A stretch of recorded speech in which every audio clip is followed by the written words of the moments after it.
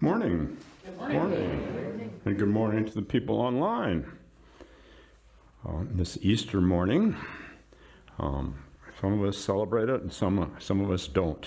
And I'm supposed to introduce myself since that we have so many different speakers now. So I'm Tim Burkett.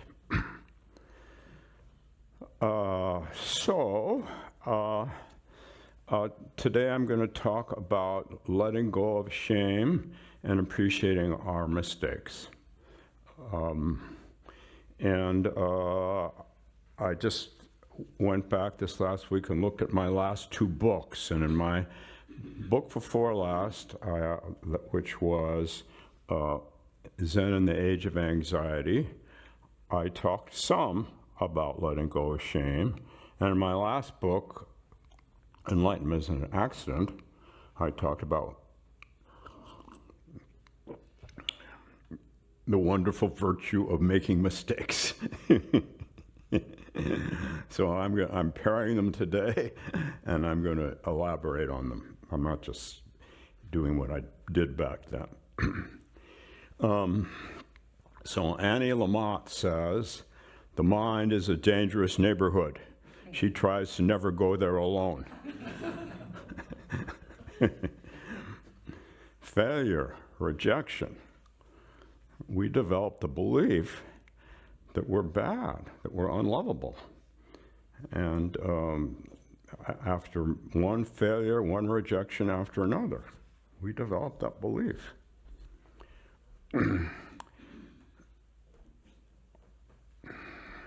So shame, so that gets embedded in us as shame then, which is a response to helplessness and the indignities that we've suffered. We begin to take personally what is pretty impersonal, really. And usually it's childhood shame. Usually the shame happened in childhood or adolescence. That's when it congealed. And it arose out of a complex series of causes and conditions over which we didn't have much control at all back then. In fact, we almost had no control. So the shame that we feel when we start our zazen, when we start our meditation, we're sitting facing a wall, whether you've been doing it for a day or 10 or 20 years. You might be just surprised to see that come up. But it comes up for many, many people. It comes up. And when it comes up, it catapults us right back sometimes to the rawness we felt then, when we were bad.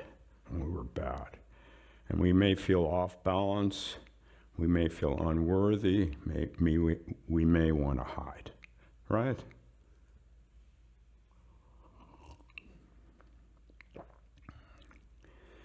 And it damages our sense of self in a way that no other emotion can.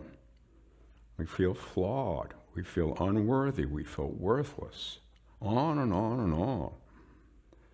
So spiritual practice, meditation practice, is partly about recognizing and acknowledging shame when it comes up, rather than denying it or avoiding it.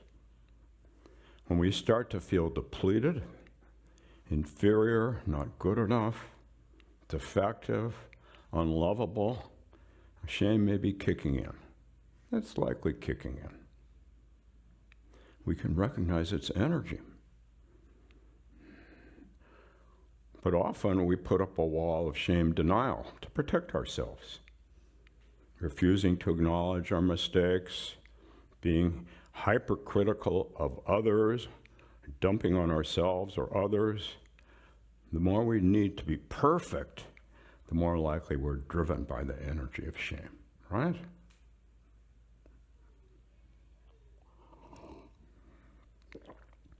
And it creates powerful karma, powerful karmic roots. It only plagues us, though, if we repress it, try to wish it away, or let it hold us back from doing what we want to do. We don't need to get freaked out by it. It's part of the human condition. And often it shows up indirectly.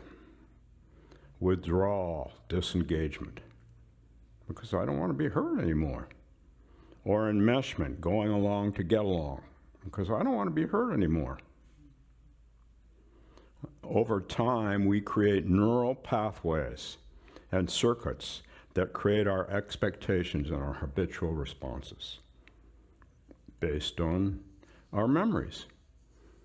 The example that I've given many times, but not for a while, is I was labeled a gifted child when I was very young. You think that's wonderful, wonderful. But to be loved, I had to perform. I had to perform to be loved.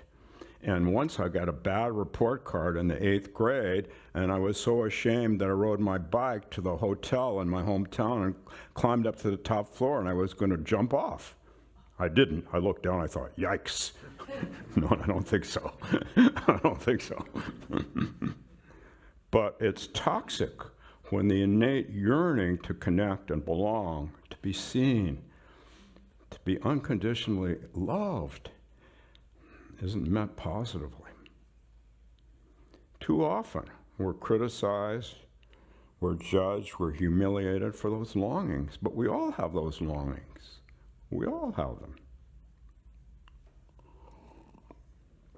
Our natural tendency is to reach out and engage immediately, but it contracts to protect us in these circumstances. We withdraw, we shut down, we hide, or we just become so entangled with others that we have no boundaries at all. So this is because our yearnings have been paired with pain, with heartache, or with heartbreak. And this toxic shame, this is a sentence from my book. I think it's from my book. I think it is.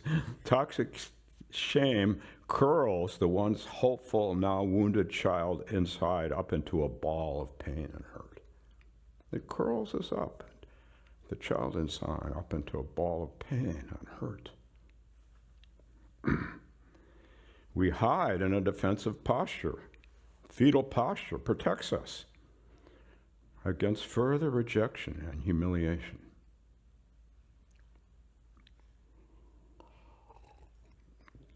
So I have a cousin who's a meditator, and when she was 60, in her meditation, this memory of something her mother said to her came up. How could you be so stupid? No one will ever love you, Mary. You don't deserve to be loved. I'm not using, that's what Mary told me. As she was surprised how that would come up in her meditation. She was surprised, but her mind was still, she was open, and stuff comes up from your unconscious when you're still and open, which is wonderful. You shouldn't get freaked out about it. It's okay if you get freaked out about it, but you're in a safe enough environment meditatively that you're willing to let it come up. Only then was it possible for her to move beyond its imprisoning her, even though it was painful. So we adopt coping mechanisms for survival. We just do. It's the human situation, and it's good that we have those. Like, I need to hide, which means I won't get hurt anymore. I constrict, I block, and I derail growth. I derail my natural growth.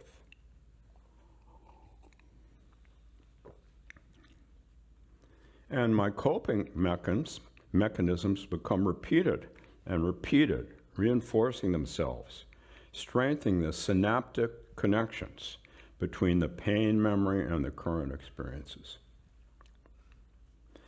But we're lucky because the same soil that grows either poison oak, if you grew up in California, or poison ivy, if you grew up here, also grows strawberries. Also grows lots of really luscious fruit, the same soil.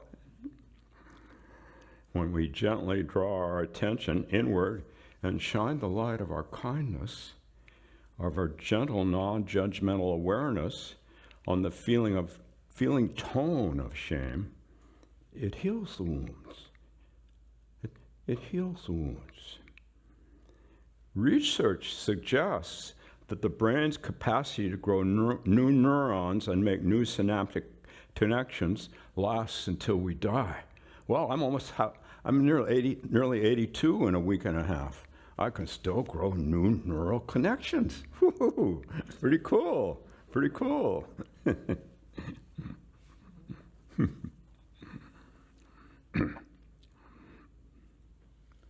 We pair the old shame memory with new experiences of self-empathy and self-compassion. It's a re-pairing, a new pairing, a re-pairing. When we face shame and its effects, our wounds don't disappear, but through self-awareness and self-compassion, the shame no longer imprisons our heart and mind. We begin to trust in the goodness of our own nature. Our feelings of unworthiness, we've noted them, but they don't hijack us into an old swirl of self-doubt. And this happens gradually through your meditation practice. It can seem like it happens all of a sudden. That's true, both all of a sudden and gradually.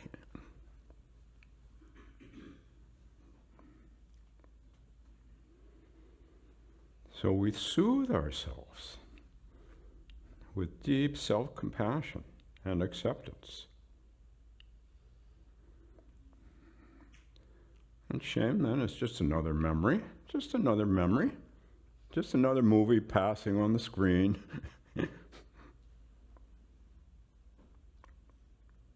It takes regulation and repair to say, I don't have to hide to feel safe. I'm not bad. Getting out of this negative loop, I don't suggest this in the 3 books. See, I just wanted to do something new today. Holding, we're going to practice this. Those of you who want to. Some of you might prefer to space out, but anyway. Holding, self-loving kindness meditation, and repairing. Now you just get a little taste of these. And for the holding, I'm going to use John Kabat-Zinn's mountain meditation that I learned 25 years ago, but I'm going to do it in a much more abbreviated form than he taught it back then. So, to get out of this negative loop, we hold, we self-loving kindness, and we repair. We develop a new pair, new way of pairing. So holding, supposedly Buddha under the Bodhi tree. He said, I won't get up again until I reach enlightenment. And then all kinds of shameful memories kept coming up. All kinds of demons and bad spirits enveloped him. But he just sat. He just sat. The tree was at his back, the Bodhi tree, but also he had the serpent, the Naga, at his back. Beneficent in Buddhism. The Naga was there supporting him. They had his back. They had his back. So he was able to face all the temptations and all the demons of Mara. The devil. And we can do this with simple zazen, with our posture and our breathing. It has our back. It has our back. It's too simple. You want something more, but it has our back. All our memories, including trauma of shame, are stored in our body. But sometimes we need something a little more than that. A little more than that. We need to maybe feel someone or something holds our back, like a Naga. Or maybe like a teacher or a mentor holds our back. Holds our back.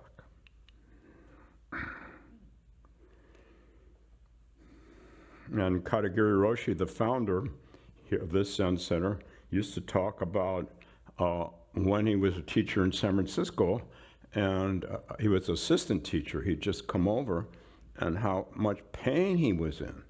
and how shame came up even for him. He didn't actually talk about the shame. He talked about the pain. The pain would come up, how hard it would be. And he turned to Kanzeon. He turned to Avalokiteshvara, the Buddha of compassion, who was there in the Zendo, and said, help, help, help. So his holding was through crying to her for help. Now that's more not what we think of in Zen, but it happens because Zen includes other power in addition to self-power. But in sitting, we can recognize and allow any temptations to fight, flee, freeze, or fold, to just be there without doing anything, If you sit all day in a retreat, you do want to get up and run until you've learned to space out so well that you don't have to. I'm being facetious now, but spacing out is a very good coping mechanism when sitting facing a wall all day.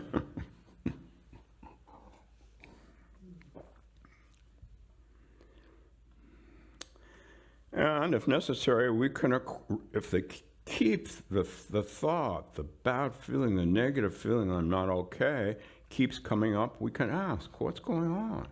What's going on? Our natural koan, what's going on?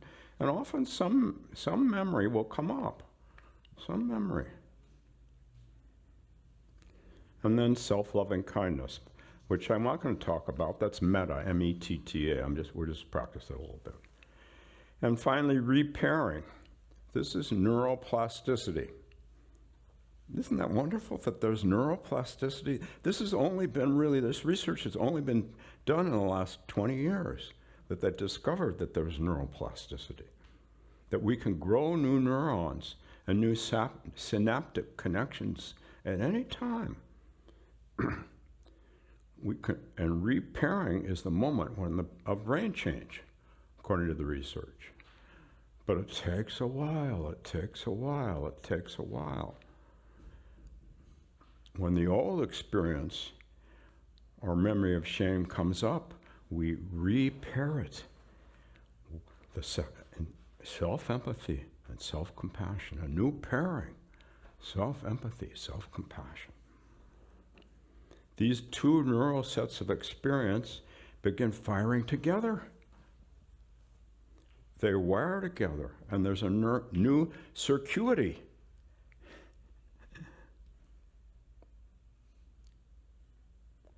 There's no more charge. The movie still passes through the frame. Oh, there it is again. There's that frame. But there's no charge. No big deal. There it comes again. But we may have to practice it over and over if we have a ton of toxicity to dissolve. Some of us have more toxicity from our youth and our childhoods than others. Some of us are surprised how much we have. We thought it was gone.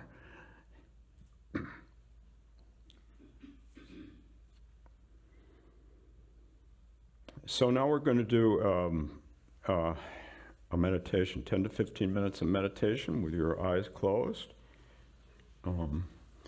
And we're going to do the holding, followed up by very short self-love, metta, self-metta, followed by very short repairing. So why don't you get in a comfortable posture and close your eyes. Or if you don't want to close your eyes and just want to look at the leg, that's fine too. But okay, got settled. Starting with the mountain meditation, which is always done with your eyes closed. Hold your own back. Bring your awareness to the sensations of your breath and the gentle rhythm it is creating within you, letting it be just as it is. Each inhale and each exhale, letting it be just as it is. each inhale and each exhale. And when you're ready, expand your awareness to the sensations of your body, sitting upright and with dignity, expanding your awareness to the sensations of your body, bringing your attention to the surface beneath you and the support it provides. Root your body into its natural strength and become aware of your connection to it, complete, whole, and in this moment you are grounded by unwavering steadiness. You are grounded by unwavering steadiness. As you sit here, visualize a huge mountain whose peaks pierce the clouds and continue upward, where the air is clear and the view is endless.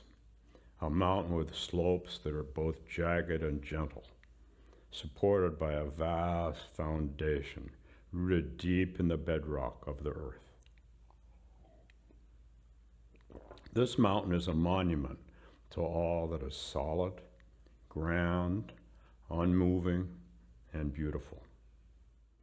Be this mountain and share in its stillness, grounded in your posture, your head its skyward peak, supported by the rest of your form, granting you an awe-inspiring perspective of the landscape before you, behind you, and about you, which flows from your center into the distant horizon, which flows from your center into the distant horizon.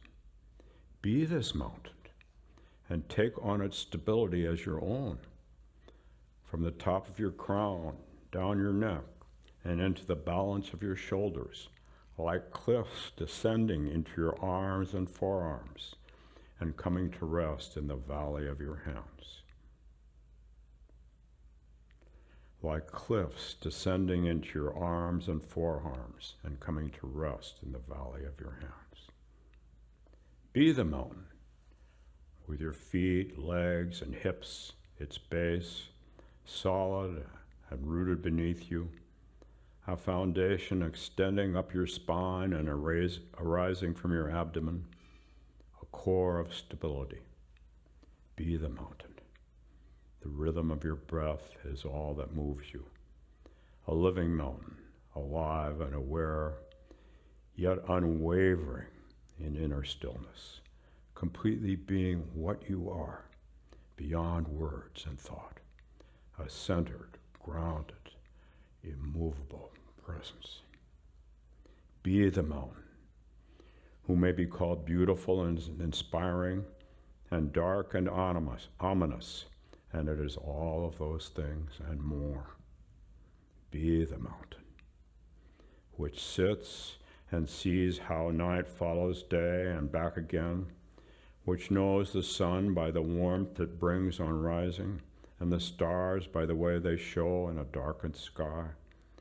Through it all, the mountain just sits, aware of the changes that each moment brings around it and to it, yet it remains itself. The mountain just sits. The air swirls from hot and cold, and the weather turns from tame to turbulent. Through it all, the mountain just sits.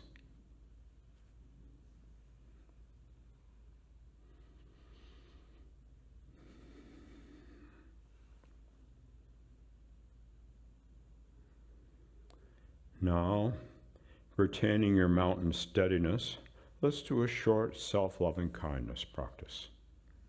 You may want to begin by welcoming someone you love, a friend, a child, a beloved pet, into your body. Welcome someone you love, a friend, a child, a beloved pet, into your body. Feel the love you feel for them in your body. Welcome, welcome, welcome. Welcome, welcome, welcome. Sense the flow of love from you to them. Welcome, welcome, welcome. And whenever you are ready, slip yourself into that flow.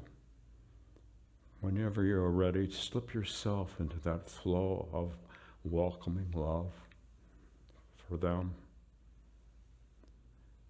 Gently, easily, slip yourself into that flow. Sense the flow of love from you to them and then to you, keeping the love and compassion going, and let it flow into yourself, through yourself, around yourself. Let yourself receive love and compassion. Let yourself receive love and compassion, feeling loved and deep compassion, cared for by your larger self, your big self, your self that includes the sky and the earth, and way beyond, and yet right here, right here.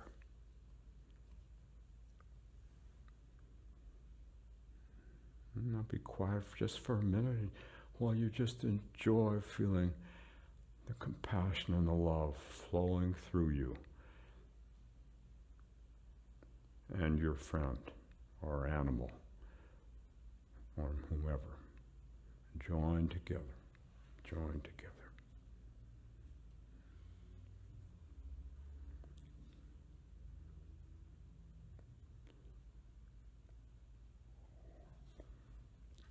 And now we'll do a short exercise before we end the meditation in repairing. If you'd like, but only if you'd like to, you can place your hand on your heart.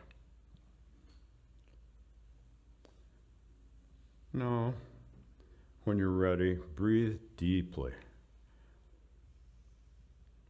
Now, when you're ready, breathe deeply. 2 or 3 nice deep breaths.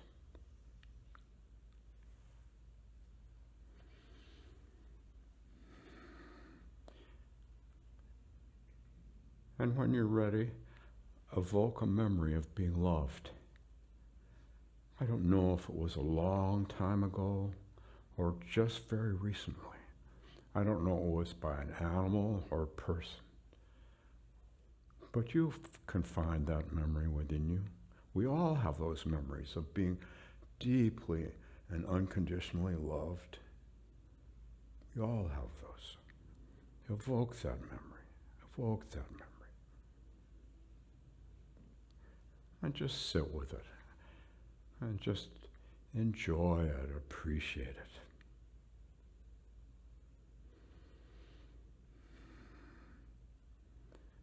Now, if you'd like to, but only if you'd like to, you might evoke a small version of an old memory that is not so positive. A teaspoon, not a ton, and hold that small memory in a larger awareness, in a larger acceptance of compassion and love. And hold that memory in a larger awareness, a larger acceptance of compassion and love. You may say to yourself, it's okay. I'm really okay. It's okay. I'm really okay. The larger view, from the goodness of your true nature, holds the smaller view. We can sometimes even feel a felt sense of shift in our bodies as the larger view holds the smaller view. As the larger view holds the smaller view.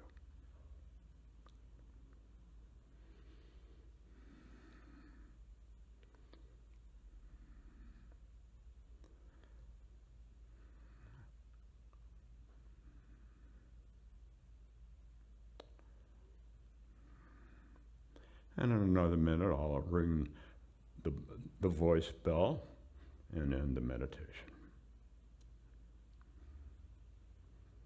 Just enjoy the love and compassion in any form.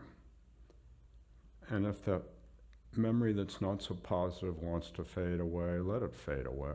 If it wants to come in, hold the two together with open-heartedness, with open-heartedness.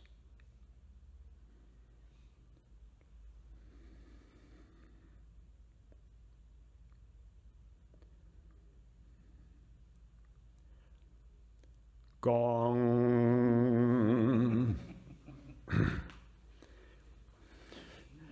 So now that we've cleared out, we've all learned to clear out, we become Zen masters, or whatever,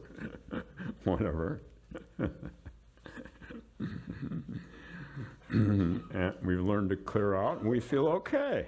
We feel okay. Now we can begin to acknowledge and open to our mistakes without shame coming in and taking over, without beating ourselves up. We begin steering our boat by paying attention to the rocks and the shoals. Well, there are always rocks and the shoals. You can't get away from them with your Dharma container boat. You can't. Well, you can medicate yourself, but I won't get into that. You can, but it only lasts so long. You're going to hit a rock sometimes. It's not a tragedy. You'll make a mistake. Nothing to be ashamed of. Without hitting these rocks sometimes, we don't learn. We don't grow. Our moral mistakes even deepen our sense of what ethical conduct is. Our moral mistakes even deepen what our sense of ethical conduct is. A mistake that we don't care about is a mistake we haven't noticed. We haven't learned from. If we care deeply about our mistakes, we feel a remorse, not a shame, but a remorse. You get the difference, right? Between remorse and shame? Remorse is wonderfully opening. There may be tears, but there's not any congealing. Shame congeals. You're bad. No, remorse, you're not bad. You made a mistake. You were never really bad. You just made some mistakes.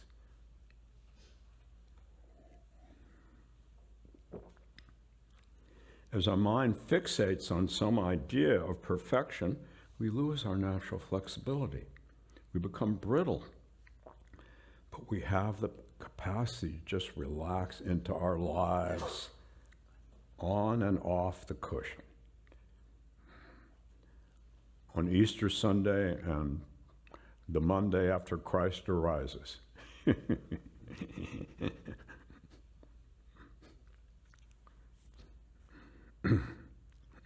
I'd like to talk about that, but I won't. There's not much time.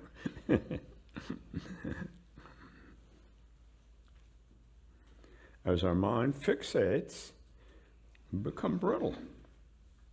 But we have the capacity to relax into our life. Isn't that wonderful? We have that capacity. You have to believe that you have that capacity, and then you have to do a little bit of meditation. Or maybe a lot of meditation. But I don't want to scare you off, so I'll say a little bit. Till you tell me to do a little bit, then I suggest a little more. I suggest a little more. Not that meditation is a panacea, but it certainly is a major aid in doing this opening. Doing this opening.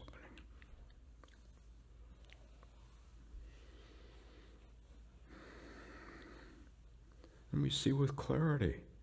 We don't have our cataracts anymore. Our view is not obstructed by our preconceived ideas. When my father had his cataract surgery, he was so blind before his surgery he could hardly see anything, but after his surgery he didn't need glasses. Whereas I need more glasses after my cataract surgery, so you never know.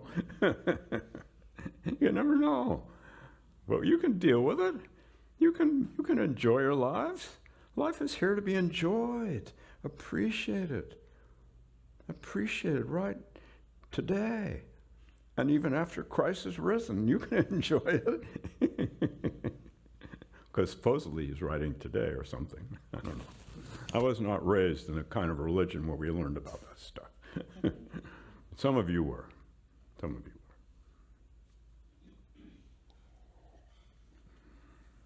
were. So when our view is not obstructed by our preconceived ideas, then, as Dogen says, a Zen adept's life is one mistake after another. Nothing to be ashamed of. Nothing to be ashamed of. Once we feel remorse, once we forgive ourselves, we can move on. And on the other hand, some really terrible mistakes we made, we need to bury for a while. That's why we have an unconscious, to bury stuff. It's not bad. It's not bad. Everybody thinks it's bad. Not bad. We bury those things to protect us, those memories to protect us, till they're ready to come out. For Mary, my cousin, who was 6 years old, the memory was ready to come out. She was amazed. 60 years old, she'd been practicing from her meditation every day for more than 10 years. Well, you never know. You never know what, at 82, what kind of dragon is going to pass through my consciousness next. It's exciting, though, because you never know. It's exciting. Meditation is very exciting. Really? Really? I'm just as excited as when I started my meditation, because I'm always starting my meditation all over again. Duh. Isn't that what meditation is? You start it all over again. Duh. Right?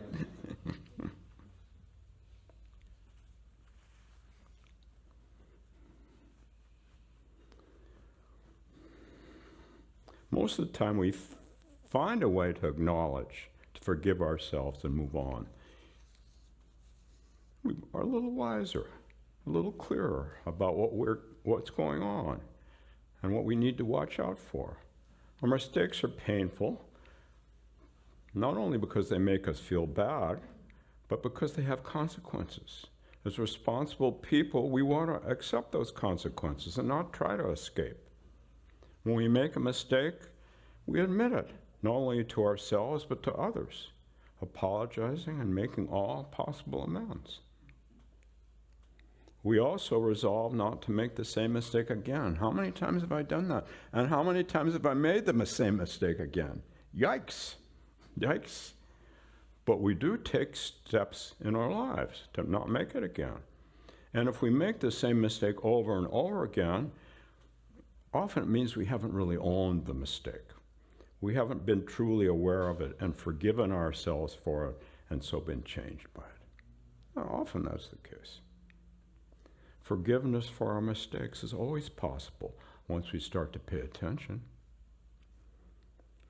So then you might ask, are there no fixed moral standards we can refer to in all circumstances in regard to mistakes?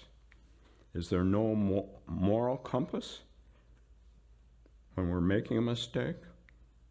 But there is one moral compass that all religions recognize.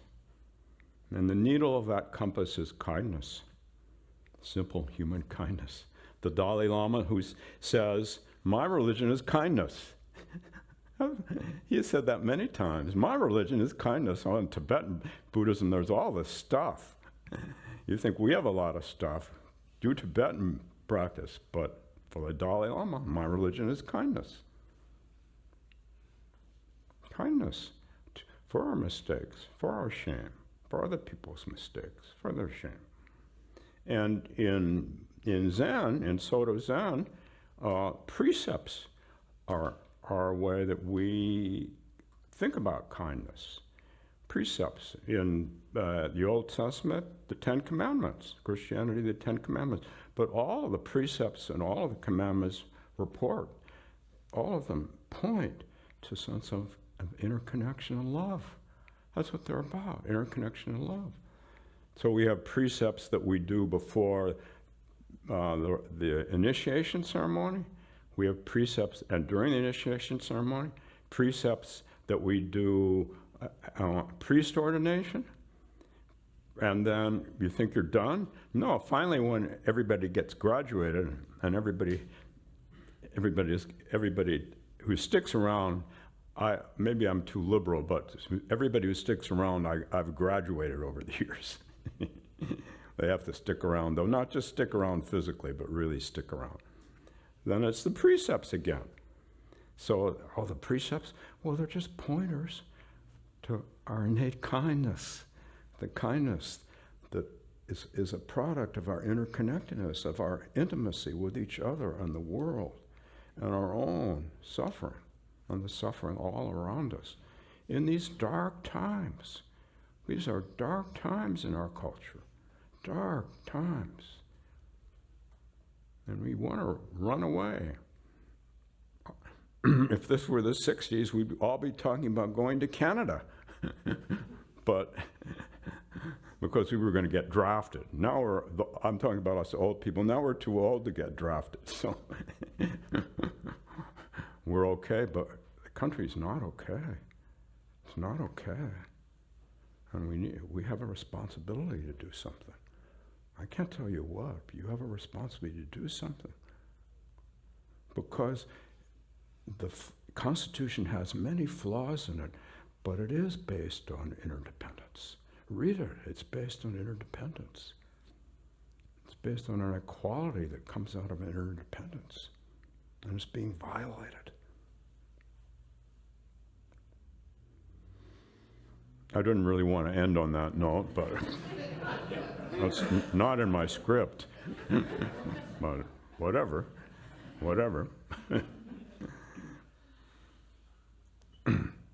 Kindness. Right here. So let's see, there was a little time for questions or comments, and I have no idea how many people online, but I think I can hear you. Last time I was able to hear you even though I can't see you. So people online, questions or comments? I'm going to be quiet for the people online to see if they have any questions or comments. I have a question. Sure. Who am I talking? Who is talking to me? Sorry, this is Matt. Matt? Oh, thank you, Matt. You talked about the difference between shame and remorse, and I was trying to kind of like extract those two in my own head. And then the word regret came up too, and I'm trying to figure out how those three, like how to separate them. Can you give more guidance on that? Well, shame is you were just a bad person. What you did with your wife yesterday, my wife of 59 years, I'm just a bad person. Whereas regret is, geez, Linda, I'm really sorry that I screwed up on this again. I got the wrong size compost bag at the wedge, and you told me 3 weeks ago to get exactly that size. I'm really sorry, but I'm not a bad person. I'm really sorry. I am. How many times have I done that? But that has nothing to do with shame. I'm not a bad person. We're not bad people. We're not. It's just acculturation, just negative acculturation. Matt? Yes, thank you. That's helpful. Sure. Other people online?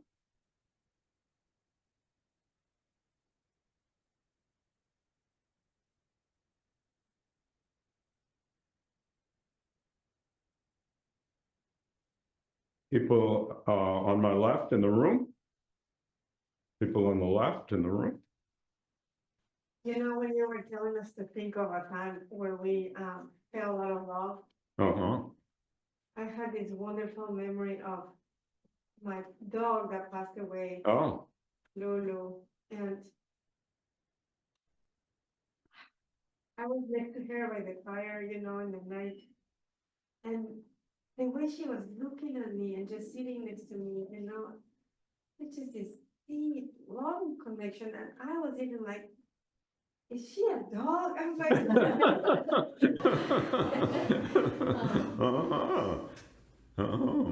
That's the answer to the question, does the dog have Buddha nature? Yes! 2 thumbs up. 2 thumbs up. Thank I you. miss her. I know she's still in my Uh-huh. heart, but She's still in your heart. Isn't that wonderful? And you have the ability to pair that with any old memory that comes up that's negative. You have that ability. Do you feel that, Paula?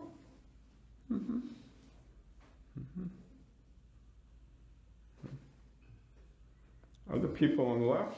Oh, Sue. Well, when we were doing a meditation and we got to the part where, you know, recalling any hurts and Yeah. and I could think of little things. And it was really helpful when you said just do a teaspoonful. Yeah. So what I created in my mind, the story was thimblefuls of this pain. And they were very specific. And I thought about the person that I thought gave it to me, or I gave it to myself. And not trying to figure that out, but to really see it. So I had like about 4 thimblefuls from 4 different different people, like some hurts. And I just took them and poured them into the and let them go. And so, you know, it's our beautiful minds that help us create these metaphors and action in our minds. Yes. Thank you. Thank you, Sue. That's a very good example. This repairing takes practice. It takes practice because the other pairing is so ancient, or it's been with us for so many years, that we so easily revert to the older pairing. The new pairing takes practice and patience and patience and practice. But that's a beautiful example. Thank you, Sue. People on the right. Yes. I'm wondering how well meditation helps us to discern what we're ready to look at from the subconscious. How well meditation helps us discern whether we're ready? Yeah, to let something from the subconscious flow up, because people. Well, sometimes it does help us. Sometimes we need a mentor, or a friend, or a teacher to help us. Or a therapist, but the therapist should be very deeply grounded in meditation. And many therapists are these days, you know. It's so different. When I first became a therapist, meditation was weird. I was the only one.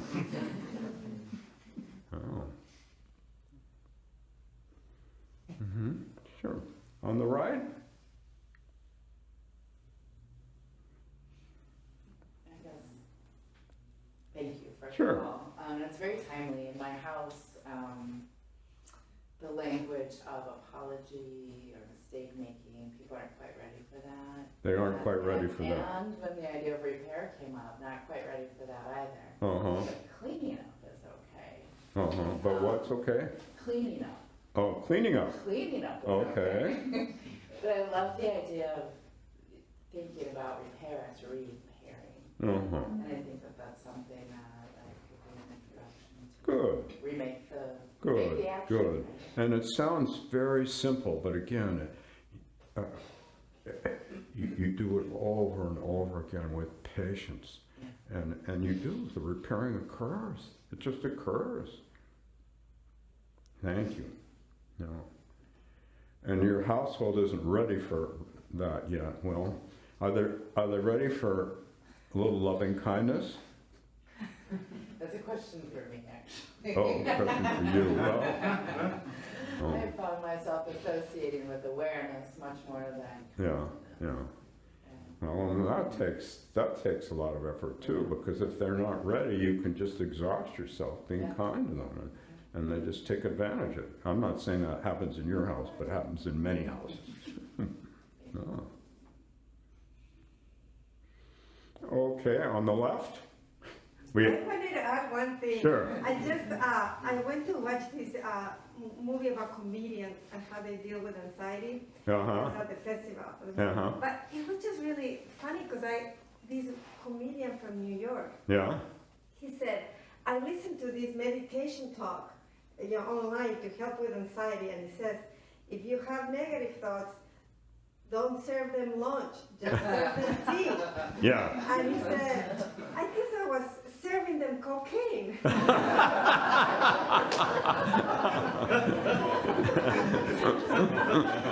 good. That's good.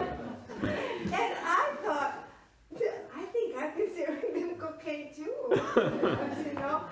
And so it's just nice to be like, oh, okay. I mean, the horror channel, like, trying to change it, you know? Very good, very good. Rumi has a poem about welcoming the guest in your guest house, but not giving him or her a bed, no beds. Welcome in, but no beds. Thank you, Paula. Online?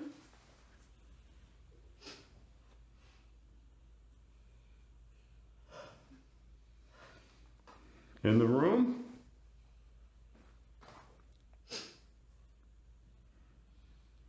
Well, let's just sit for 3 minutes and I'll see if anybody has anything to say, and then I'll call on the door. But if you have something to say, please say it, online or in the room.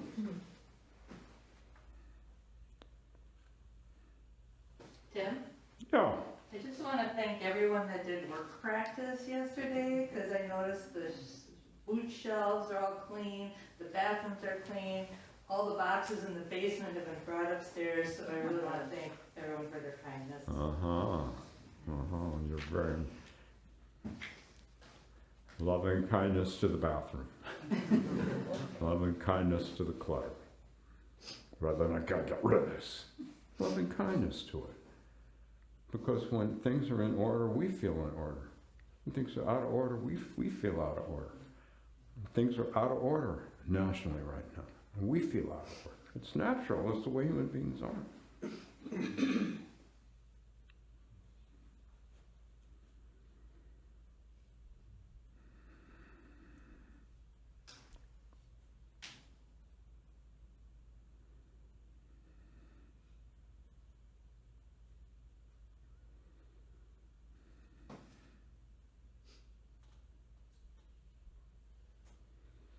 Any more? Yeah. Yeah. Tell the story when Suzuki found your shoes awry when you were going into his room after he had discovered your great awakening. Oh, yeah, okay. So, well, many of you have heard this story probably 3 to 8 times, but some of you have never heard it. So my root teacher, who's been dead since ~71, but he's still there with the Naga supporting me. The Naga and Suzuki, supporting me. When I was at the Zen monastery as a young man called Tassajara in California, I had a big opening, a big awakening, in which I just let go of all the sense of badness and just felt love for everything and everyone. And there was not even self-consciousness. It was big, and he congratulated me on that. Oh, congratulations! But then another day he called me into his office, and I'm not. If you know me very well, not very many of you do. I'm not naturally a tidy person. I'm not naturally tidy, nor am I good at details. I'm naturally sloppy and not good at details, which is probably good why I've done the more Soto Zen for all these years. And so he called me into his office, and I left my muddy sandals by the door in this little hut in Tassajara. and we was having one-to-ones. And they were kind of awry and they were muddy. He said, yes, you've attained so-called enlightenment. Now take care of those. Now take care of those. So we want some special experience. But this is about taking care of each other and our sandals and the world and ourselves and ourselves. I thought to myself, oh, he never did understand my English very well. That was my immediate reaction. Whenever he said something that kind of annoyed me, I didn't get it. But I said, oh, okay. And then I did go and clean up my sandals. And next time I came in his office, I made sure they were tidy and in place. Good practice. Good practice. So I think it's time now for the thank you. It's been wonderful to be with you on this Easter Sunday, which has a dual meaning. It's the Christian meaning and the pagan meaning. I'd like to give a Dharma talk on that sometime. Wonderful pagan meaning with the Easter eggs. Anyway.